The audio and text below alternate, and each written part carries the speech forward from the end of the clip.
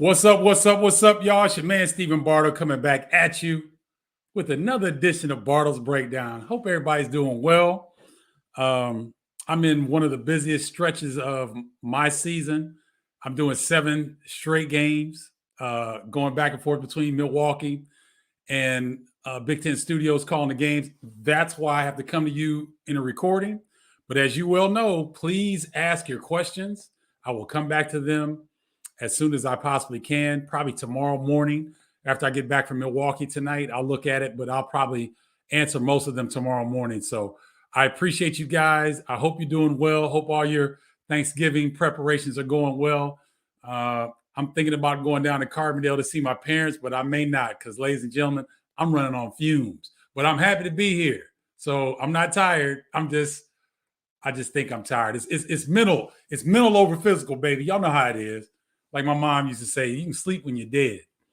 For real, that's what she tells me all the time. So listen, college basketball has had some surprises, and no conference has had more surprises than the Big Ten, and is not necessarily positive. Now, there's one outlier that's doing quite well in the Big Ten conference, which is Purdue, and we'll get to all that. But I really want to talk about Michigan first, and the Big Ten versus the Big East in the Gavitt games. This is one of those rivalry situations that college basketball has developed. You've got the Big Ten ACC matchups, which are coming in about a week.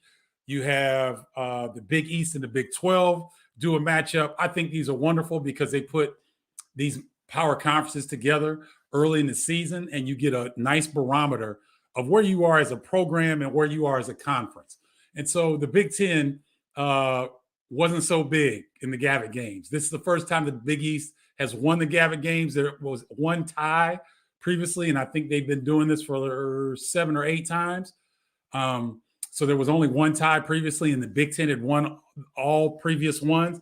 But the Big East flexed their muscles this time and had a really outstanding showing. So when I talk about the Gavitt games, let's talk about the which I thought was the premier game, was Seton Hall at Michigan. Seton Hall comes in, an old team. They like to be physical. They like to muck it up, and that's exactly what they did at Michigan. Michigan was doing well in the first half. Offensively, they were flowing. They were getting what they wanted. And then Seton Hall really got physical in the second half, slowed down Hunter Dickinson. Devontae Jones got in foul trouble, so he was in and out, and they really didn't have a lot of rhythm. And Seton Hall got hot down the stretch and were able to win in Ann Arbor, which was a little bit of a shocker to a lot of people because Michigan was number 4 ranked in the country. And so I thought that wasn't positive. But what I saw last night, ladies and gentlemen, Arizona and Michigan locked up in the championship of the Roman tournament, and it wasn't pretty. UCLA is not ranked, ladies and gentlemen, and they took Michigan apart. I mean, they got anything they wanted. They've got multiple bigs. Christian Coloco really dominated Hunter Dickinson. They're both 7'1", but Coloco was far more athletic. And Arizona's got a lineup, ladies and gentlemen. Tubelis is 6'9", 6'10". Coloco is 7'1". They've also got another big, I think his last name is Ballo, and he's a transfer from Gonzaga, and he's 7'1". So Benedict Mathurin is a guard at 6'6". He's a pro. And listen, these guys are freshmen and sophomore, all of them. Pelle Larsson is an off-guard kid from Sweden, is 6'5". Dallin Terry is a freshman, is a wing player from Hillcrest Prep. He's from the Phoenix area. 6'7", is a baller.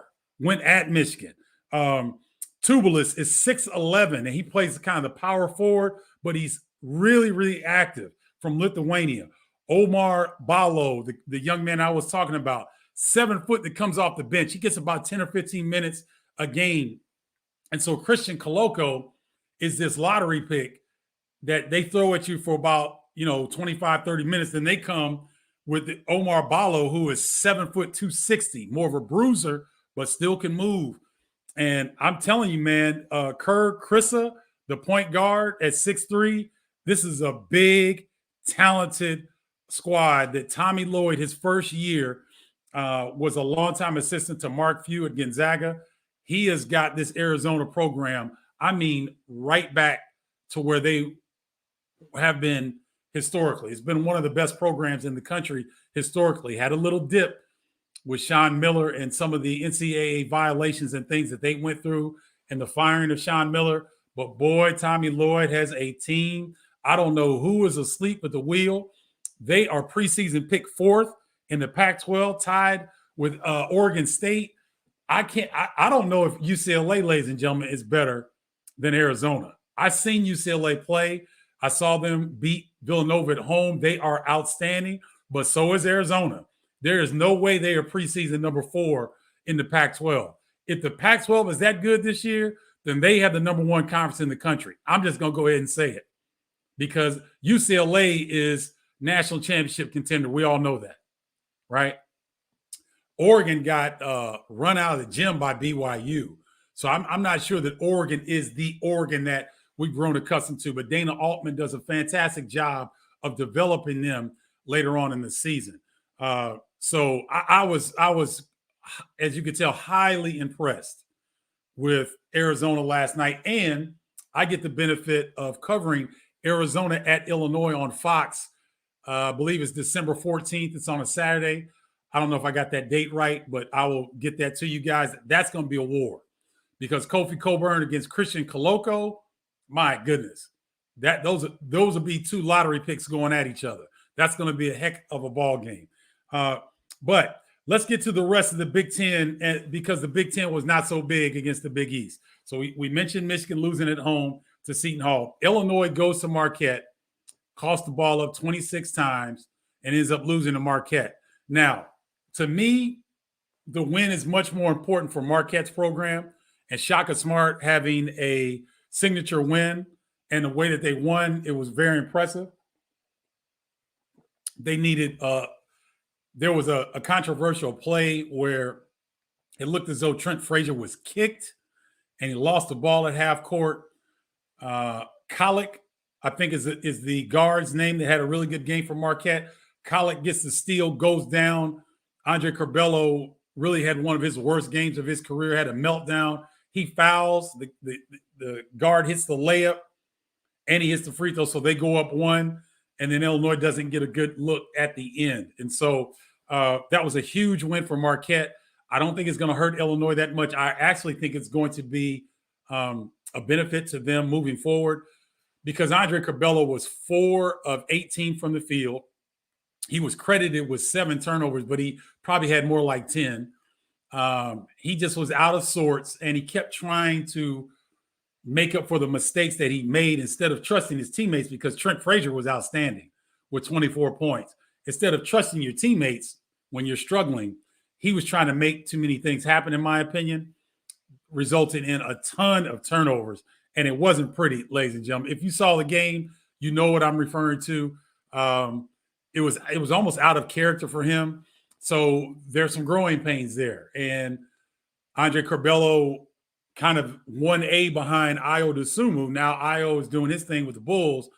You step up and become the man. There's still a maturation process there that obviously Andre Curbelo and Brad Underwood are going to have to get together and get this worked out. Ohio State goes to Xavier and loses to Xavier.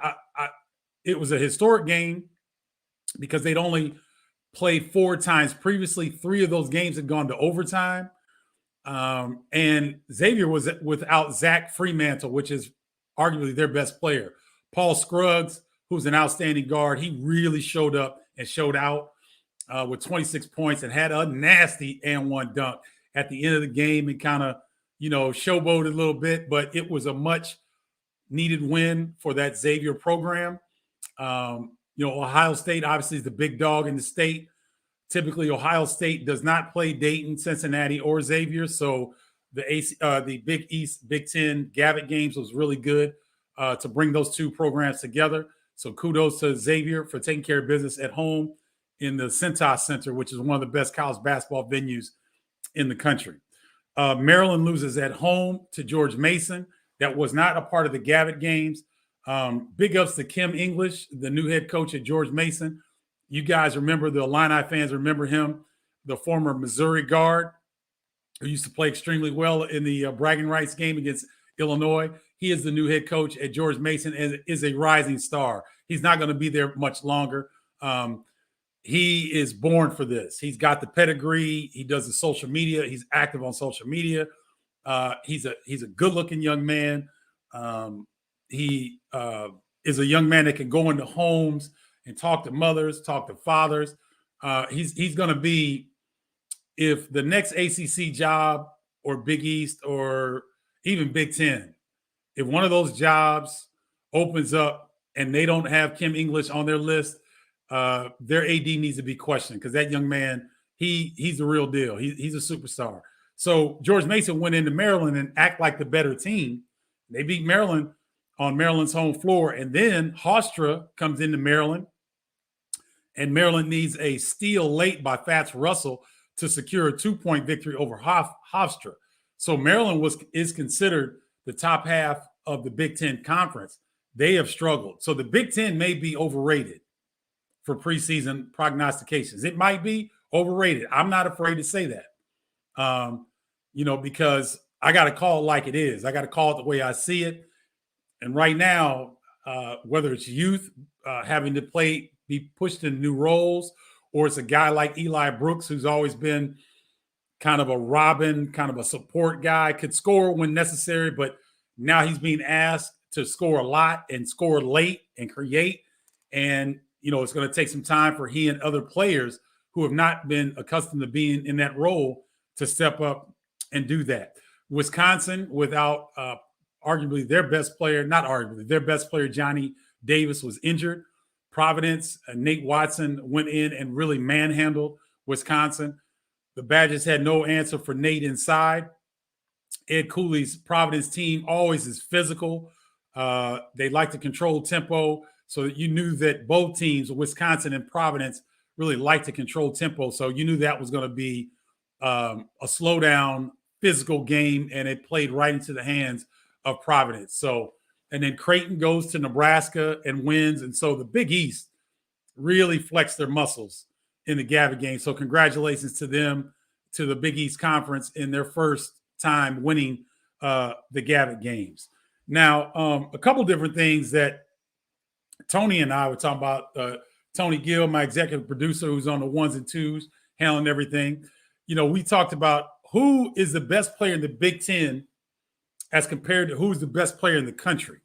And so right now, Drew Timme from Gonzaga would get the nod, in my opinion, as probably the best player in the country right now. He had 37 points in their opening game win. Just dominant, could score inside out. His footwork is similar to Kevin McHale. He's got a little bounce to him, and he's got crazy swag. I mean, the cat was rocking a goatee and a mullet last year. I don't know what the dude is rocking this year, but he wears headbands. He's kind of a throwback guy. And, to Mark Few's credit, he allows him to play with his personality, and it really helps his game. So right now, I would give Drew Timme the nod, but there's going to be a lot of candidates that pop up. Johnny Juzang and Jaime Jaquez will get a look from UCLA. I love Jaime Jaquez more than Johnny Juzang. Just tough, takes cats off the bounce. He loves getting contact. He rebounds. He's a defender. He's just a tough dude. I love Jaime Jaquez's game, but I'd still give Drew Timme kind of the heads up. The best player in the Big Ten right now is interesting because of the guys who are on the first team. Trace Jackson Davis is probably playing as well as anybody in the conference, but I got to give the nod to Jaden Ivey from Purdue. I mean, Purdue had some monster games this weekend out in the casino in Duncansville, Connecticut. And the name of the casino is escaping me, but it was a wonderful 4-team tournament. So it was North Carolina and Purdue in the first game, Tennessee and Villanova in the second. So Purdue handles North Carolina. It was a back and forth matchup, but Purdue pulled away down the stretch. Zach Edey is playing out of his mind. Travion Williams is coming off the bench. He had 20 points in 11 minutes against North Carolina. And Jaden Ivey was outstanding with a couple of highlight dunks. He's hitting his threes. And then in the championship game, Purdue goes up against Villanova. And boy, was that an outstanding game. Villanova had control of that game for about 30 of the 40 minutes. And Purdue hit their last 11 buckets in a row to close the game. I mean, they closed with a fury on Villanova. And Villanova, to me, is the class of the Big East. I think I mentioned it last week on the show. Villanova went into UCLA and fought them to overtime. They've got a bunch of undersized, grown-ass men, are the Villanova Wildcats, but Purdue put that wood on them. Zach Edey was outstanding down the stretch. Travion Williams, even though he had a little bit of foul trouble, he was outstanding down the stretch. Jaden Ivey made buckets, and they locked in defensively because Villanova was really stinging them from the three-point line. Purdue made adjustments, started closing out, and was outstanding defensively to close out that game. So, talking about the best player in the Big Ten, I'm going to give it to Jaden Ivey right now. Keegan Murray of Iowa is in that conversation, as is Trace Jackson Davis. We have not seen Kofi Cockburn yet. He had a 3-game suspension. I believe Illinois plays Cincinnati tonight, so we'll get a chance to see what Kofi Cockburn is going to look like against a talented Cincinnati ball club. But right now, that's what I'd have to go to. Right now, Drew Timme, best player in the country. And right now, the best player in the Big Ten got to be Jaden Ivey. Trace Jackson Davis has an argument. So does Keegan Murray.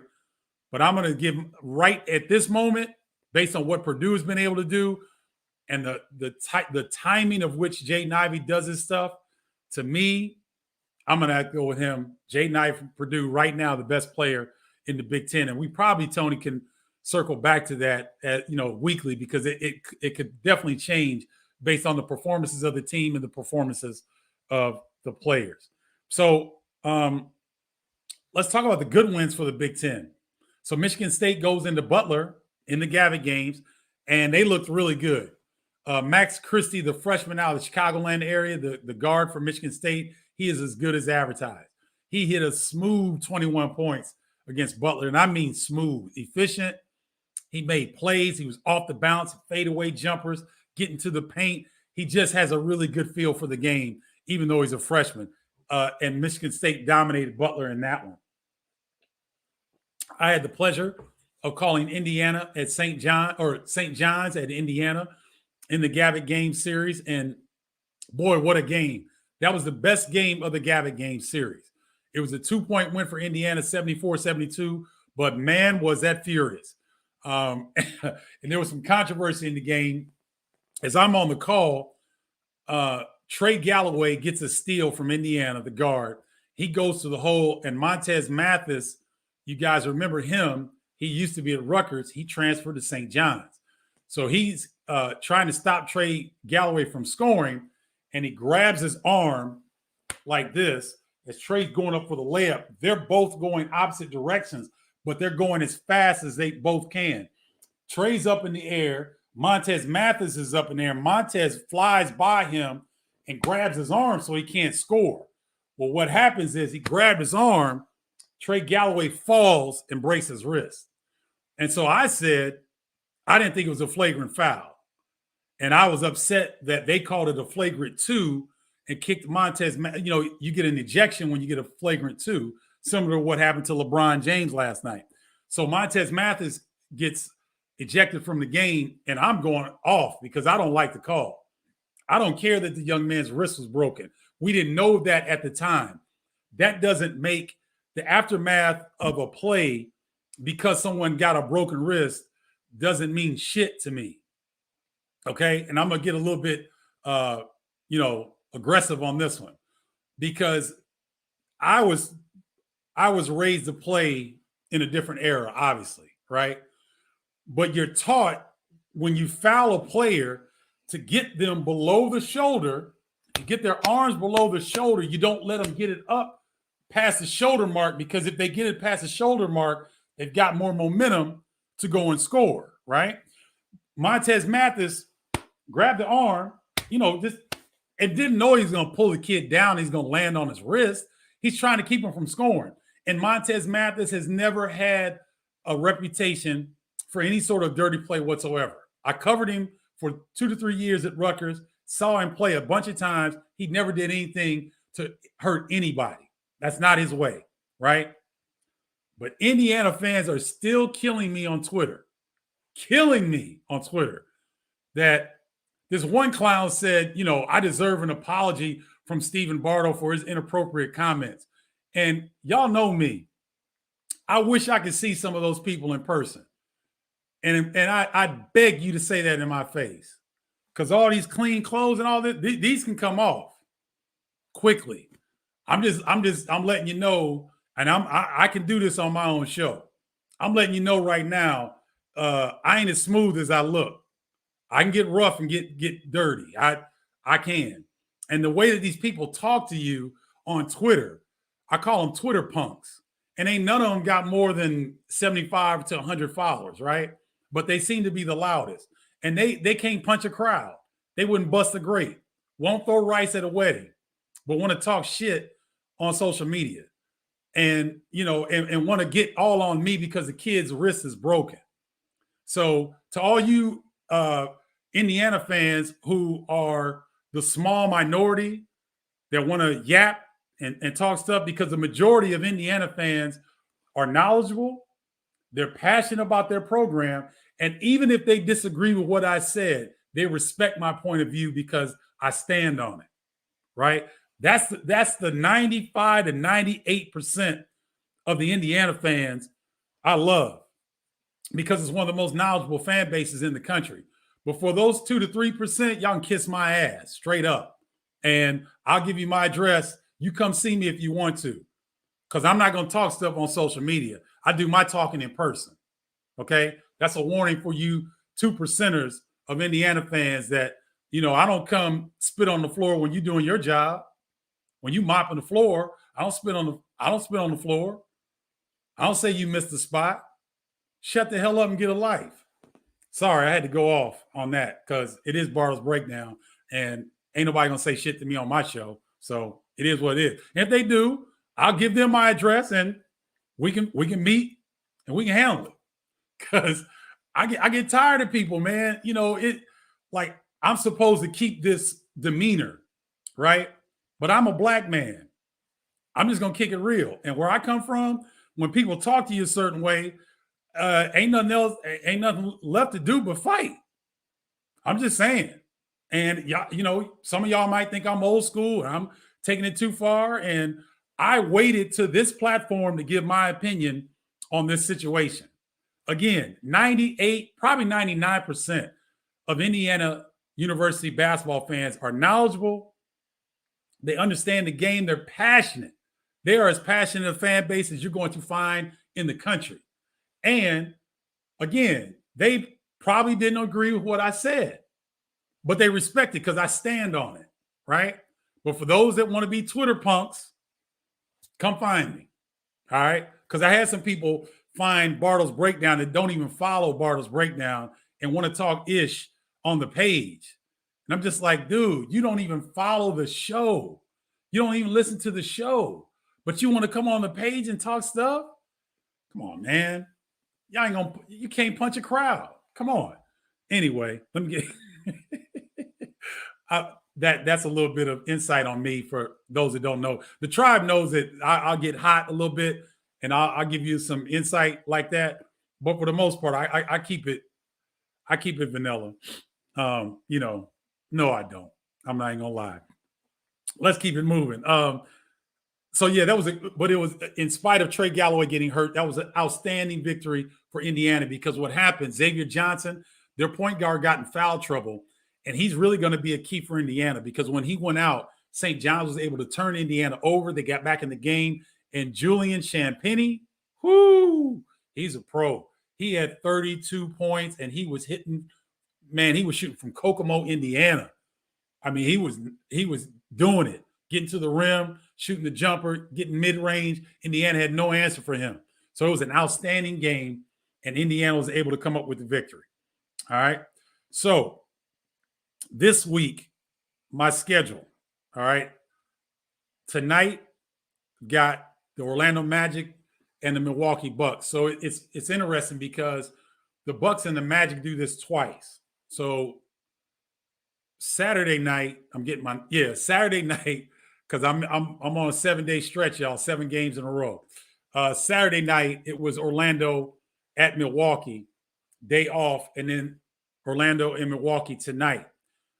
In December, the 2 games that I'm doing down in Orlando, December 28th, Milwaukee Bucks at Orlando, day off. Then December 30th, Milwaukee Bucks at Orlando. I think this is a way that the NBA is trying to cut down on the back-to-backs and trying to limit a little bit of the travel. And so they match teams like this. And so you get, you do 1 day rest and then another. You play the same team in the same location. So that's what's happening there. Tomorrow, I have Jackson State at Indiana on Big Ten Network. Wednesday, I'm back in Milwaukee. I've got the Detroit Pistons at the Milwaukee Bucks. And then Sunday, I've got Eastern Michigan at DePaul on FS1. And DePaul 4-0, Javon Freeman Liberty, Marcus Liberty's nephew, is balling out, ladies and gentlemen. Big East Player of the Week. I think he's almost had a triple-double twice. And so DePaul looks a lot better. I'm happy for him. I'm happy for Tony Stubblefield, the new head coach at DePaul and the DePaul program. Chicago's a better city when DePaul's good in basketball. And I'm an Illini. But I have no problem with pulling for the DePaul Blue Demons because they're an institution in the city, especially in college basketball. They need to be relevant. And I think that Tony Stubblefield may have them heading in that direction. So I'm looking forward to that game. Let me see what else we got. Oh, my man got it up on the screen. There you have it. Join the tribe. You guys are interested in being in the inner circle of Bardo's Breakdown. There's a number, 312-847-2739. I give you behind-the-scenes look. Like tonight when I go to the game, I'll do some inside the arena stuff. I may catch Giannis warming up or may catch Cole Anthony. He didn't play Saturday night. He was injured. Let's see if he's available tonight. But he is in the running for NBA's most improved player. I think Jordan Poole will win that award hands down from Golden State, the former Michigan Wolverine. He is playing out of his mind. So he will probably win it. Ja Morant is in the conversation as well, believe it or not, because he's elevated his game so much. But if you want to join the tribe, the number right there, 312-847-2739. Okay. Let's see. Story time with Steven. I'm going to have to come up with one because I wasn't thinking about one. Story time with Steven. Let's see what I can come up with. Okay. So I'm with ESPN and I'm with Terry Gannon and we're going to Oklahoma's practice. Kelvin Sampson was the head coach at Oklahoma. And so I didn't really understand. I mentioned some of the people in the tribe have heard me talk about how college basketball coaches can be really funny when you wear someone else's clothes to their practice, like another team. I'm wearing Illini gear because Illinois tends to give me a care package every year. So I just wear the stuff because I get free Illinois gear. So I'm not thinking. I walk into Oklahoma's practice with a Illinois shirt on, and Kelvin Sampson let me have it. He's like, man, you're not Big Ten country, man. You're down here in the Big 12. What are you doing? Like, dude, what's going on? So he sends the equipment manager. He said, man, get Bardo some gear, man. What size? I said extra large. So he goes back. He throws a couple of practice shirts, T-shirts, shorts, socks, And so I had some Oklahoma gear. And so I was going to do that every place I went to try to get free gear, but I didn't want to tick off the coaches. And I had a previous relationship with Kelvin Sampson. So during his time in Indiana, and he loved our Flying Illini team. So I had a previous relationship with Coach, and he was cool with it. I was tired, wasn't thinking, but I got free gear out of it. And so select places I would go, like Mark Few, my man in Gonzaga, I didn't have to do anything. I say, hey, Coach, you got any gear? He said, man, he said, let the guy, the manager would take me in the back. I lost my luggage one time going out to Gonzaga. They took me in the back. They hooked me up. So that's a thing for, hopefully, if I've got some young future sports broadcasters that want to get into business, that's a little trick you can do every now and then to get some free swag. Don't wear somebody from the same conference. Wear something from another place that they're not going to play, that they don't have to scout or anything like that, and just wear it to shoot around. And the coach will probably look at you a little sideways, bust your balls a little bit, mess with you a little bit, but you can get some free swag out of it. So that's story time with Steven. But yeah, so those are little tricks of the trade. If you want to know more, join the tribe, 312-847-2739. I can give you some insight because you get direct contact with me through that texting service. It's a great service called Community. And so I load video on there. I load graphics. I'll send different messages, and I don't overwhelm anybody. Anybody that's a part of the tribe, they'll tell you, or that's part of Bardo's breakdown, the group, not the page, but the group, the inside group. They'll tell you, I don't blow you up, but I give really good behind the scenes things on that. So make sure you join that if you're interested. So thank you guys for checking out this taped edition of Bardo's Breakdown. I got to run to Milwaukee. I really want to pass on happy Thanksgiving wishes and well wishes to everybody. We're still in difficult times. We're still a little crazy times, but there's nothing like being able to be around your loved ones, to break bread, to have fellowship, and to love one another and appreciate one another. So happy Thanksgiving to everybody out there. Thank you so much for tuning in. Please leave your questions because I'll come back and answer them tomorrow morning. Okay. That'll do it for Tony Gill on the ones and twos. Your man, Stephen Bardo. Happy Thanksgiving to y'all. We out here, y'all.